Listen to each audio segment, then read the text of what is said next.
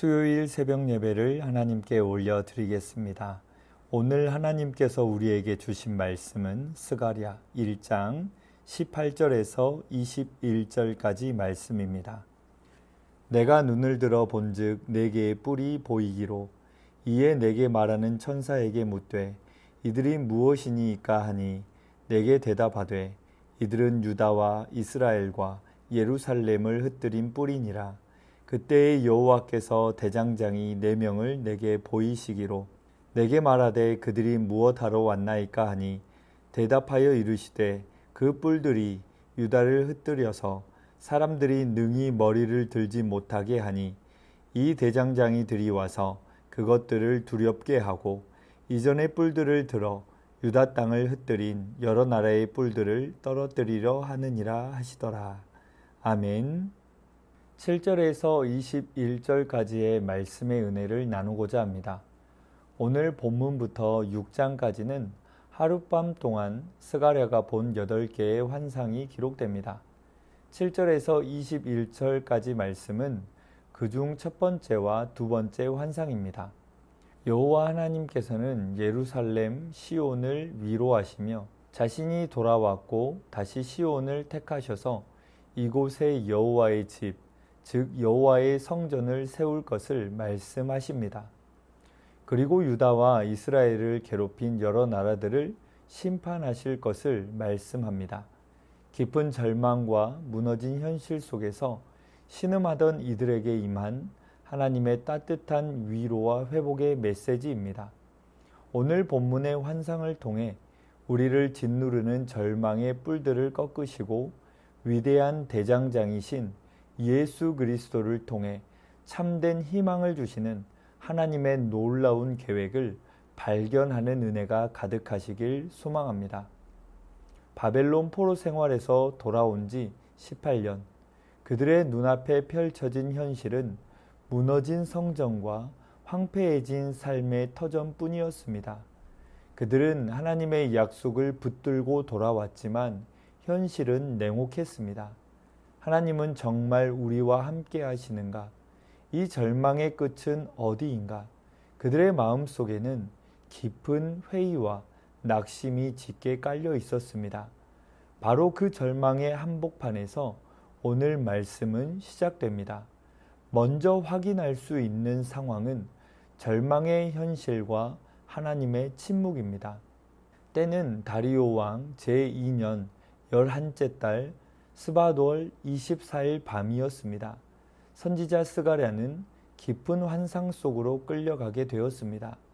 그의 눈에 보인 것은 화석류 나무 사이에 서 있는 한 사람과 그 뒤를 따르는 붉은 말, 자줏빛 말, 그리고 흰 말이었습니다.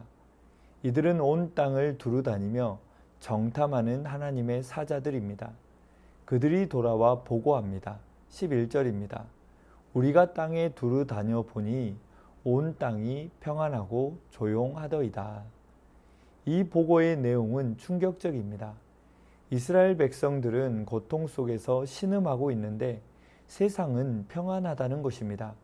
이 모습은 마치 나만 불행하고 다른 사람들은 모두 행복하게 사는 것 같은 상대적 박탈감을 느끼게 합니다.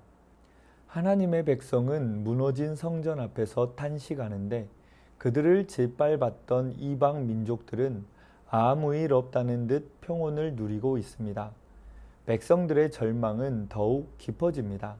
하나님의 정의와 공의는 어디에 있습니까? 왜 하나님께서는 침묵하고 계십니까? 이 질문은 70년간 이어진 포로민이라는 고통의 역사와 맞물려 그들의 영혼을 더욱 무겁게 짓누릅니다. 바로 이때 하나님의 천사가 탄식하며 부르짖습니다. 12절입니다. 만군의 여호와여, 여호와께서 언제까지 예루살렘과 유다 성읍들을 불쌍히 여기지 아니하시려 하나이까? 이를 노하신 지 70년이 되었나이다. 이는 바로 하나님의 백성들의 마음 속에 울부짖음이었습니다. 마치 우리가 어려움 속에 있을 때 침묵하시는 하나님의 모습을 보며 우리가 하나님께 아뢰는 말과 매우 흡사합니다. 이런 상황 속에서 하나님의 응답과 갑작스러운 상황 전환이 이루어집니다. 바로 그 절망적인 탄식의 순간 모든 분위기를 뒤바꾸는 극적인 전환이 일어납니다. 침묵하시던 하나님께서 드디어 입을 여십니다. 그런데 하나님의 첫 마디는 책망이나 심판이 아니었습니다. 절망의 어둠을 뚫고 들려온 것은 따뜻한 위로의 음성이었습니다. 13절입니다. 여호와께서 내게 말하는 천사에게 선한 말씀, 위로의 말씀으로 대답하시더라. 이어서 하나님께서는 선포하십니다. 내가 예루살렘을 위하여 시온을 위하여 크게 질투하며 안일한 여러 나라들 때문에 심히 진노하나니 나는 조금 노하였거늘 그들은 힘을 내어 고난을 더하였음이라. 하나님께서는 결코 하나님의 백성들의 고통을 외면하지 않으셨습니다. 오히려 그들을 향한 뜨거운 사랑으로 질투하고 계셨으며 그들을 짓밟은 열방을 향해서는 불타는 진노를 품고 계셨습니다. 백성들은 자신들이 버려졌다고 생각했지만 사실 하나님의 시선은 단 한순간도 그들을 떠난 적이 없었습니다. 이것이 바로 하나님 아버지의 마음입니다. 늘 같은 곳에서 같은 마음으로 기다리시며 사랑하십니다. 이어서 하나님께서는 놀라운 약속까지 주십니다. 16절과 17절입니다.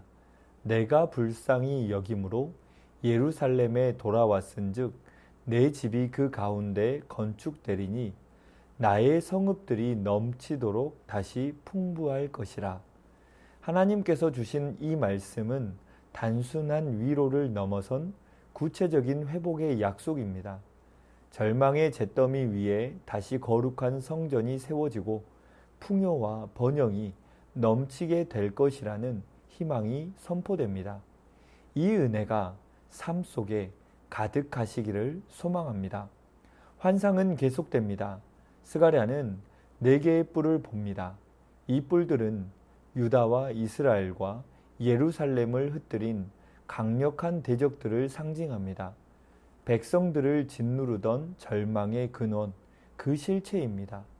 도저히 인간의 힘으로는 감당할 수 없을 것 같은 거대한 권세입니다. 그 뿔들 앞에서 백성들은 무기력감을 느낄 수밖에 없었습니다. 하지만 바로 그때 하나님께서는 또 다른 환상을 보여주십니다. 바로 4명의 대장장이입니다. 스가랴가 그들의 정체를 묻자 하나님께서 대답하십니다. 21절입니다. 그 뿔들이 유다를 흩뜨려서 사람들이 능히 머리를 들지 못하게 하니 이 대장장이들이 와서 그것들을 두렵게 하고 이전의 뿔들을 들어 유다 땅을 흩뜨린 여러 나라의 뿔들을 떨어뜨리려 하느니라. 절망의 상징이었던 강력한 뿔들을 부수기 위해 하나님께서 예비하신 희망의 도구, 바로 대장장이들입니다. 이들은 하나님의 구원 계획을 성취하는 능력의 손길을 상징합니다. 세상의 권세가 아무리 강해 보여도 결국 그것을 심판하고 무너뜨리신 분은 하나님이심을 분명히 보여줍니다. 백성들은 이제 자신들의 현실을 넘어 그 현실을 주관하시는 하나님의 더 큰 그림을 보게 됩니다. 절망의 뿔은 꺾이고 하나님의 백성은 다시 머리를 들게 될 것입니다. 이것이 바로 하나님께서 스가랴를 통해 보여주신 흔들리지 않는 희망의 메시지입니다. 예수님께서 절망 중에 있는 우리의 유일한 참된 소망입니다. 그렇다면 이 스가랴의 환상이 오늘을 살아가는 우리에게 어떤 메시지를 주고 있습니까? 우리는 바벨론 포로도 아니고 무너진 성전 앞에서 통곡하지도 않습니다. 하지만 우리에게도 각자의 4개의 뿔이 있습니다. 질병의 뿔, 경제적인 어려움의 뿔, 깨어진 관계의 뿔, 미래에 대한 불안감이라는 뿔이 우리를 짓누르고 머리를 들지 못하게 만들 때가 많습니다. 우리는 스스로의 힘으로 이 뿔들을 꺾어보려 하지만 그럴수록 더 깊은 무기력감에 빠져들 뿐입니다. 오늘 이 스가랴의 환상은 우리에게 두 가지 사실을 보여줍니다. 먼저는 하나님께서는 우리의 고통에 침묵하시는 분이 아니라 우리보다 더 아파하시며 한결같이 기다려주시는 하나님이라는 사실입니다. 우리가 절망 속에서 하나님은 어디 계십니까? 라고 부르짖을 때 하나님께서는 이미 우리 곁에 들어와 내가 너를 불쌍히 여긴다 말씀하시며 함께 하십니다. 하나님께서는 우리의 고통을 외면하시는 방관자가 아니라 뜨거운 사랑으로 함께 아파하시는 구원자이십니다. 두 번째는 하나님께서는 절망의 뿔들을 부술 대장장이들을 이미 예비해 두셨다는 사실입니다. 스가랴 시대의 대장장이들이 누구였는지 우리는 정확히 알 수 없습니다.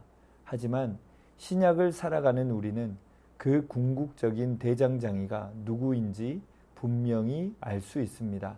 바로 십자가에서 모든 죄와 사망의 권세를 깨뜨리시고 부활하신 예수 그리스도이십니다.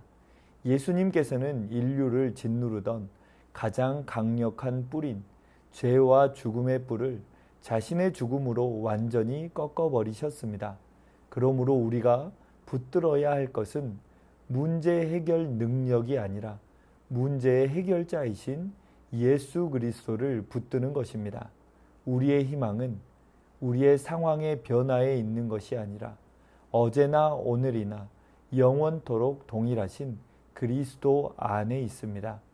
그리스도 안에서 우리는 이미 승리했습니다.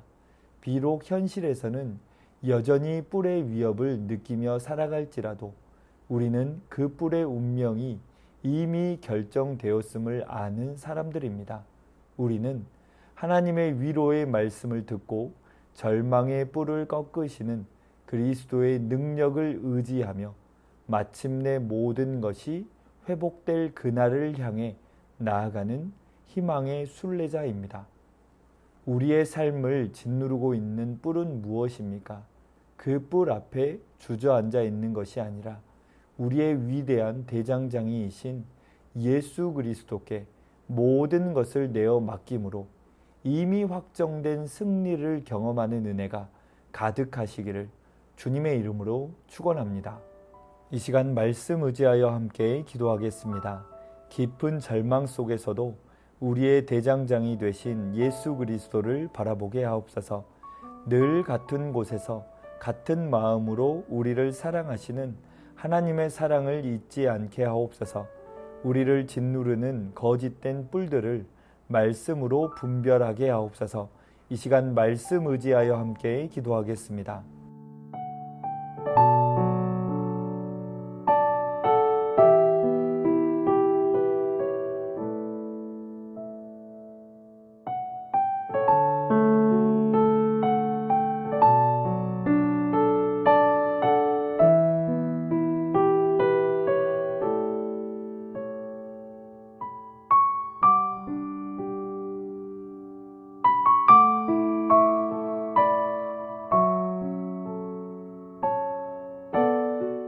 계속해서 나라와 민족 위하여 함께 기도하겠습니다. 하나님께서 이루실 회복을 바라보며 주님의 성전으로 사는 열방의 그리스도인들이 되게 하옵소서. 전쟁과 분쟁으로 고통받는 열방에 긍휼을 베풀어 주시고 속히 안정되게 하옵소서. 폭염 속에 고통받는 국민들을 돌보아 주시고 영육을 강건케 하옵소서. 이 시간 나라와 민족 위하여 함께 기도하겠습니다.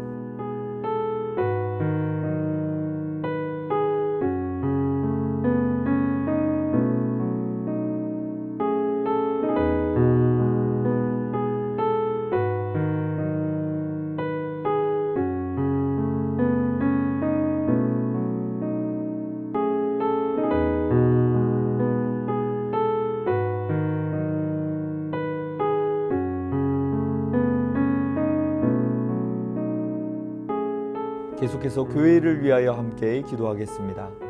하나님 곁에 꼭 붙어 하나님만을 왕으로 모시며 살아갈 수 있는 공동체가 되게 하옵소서. 담임 목사님의 영육을 강건하게 하시고 세임과 능력을 풍성히 더하여 주옵소서. 성경학교와 수련회를 통해 주신 은혜가 삶 속에도 동일하게 임하는 은혜를 주옵소서. 이번 주에 진행되는 영아부 성경학교 가운데 풍성한 은혜를 주옵소서. 이 시간 교회를 위하여 함께 기도하겠습니다.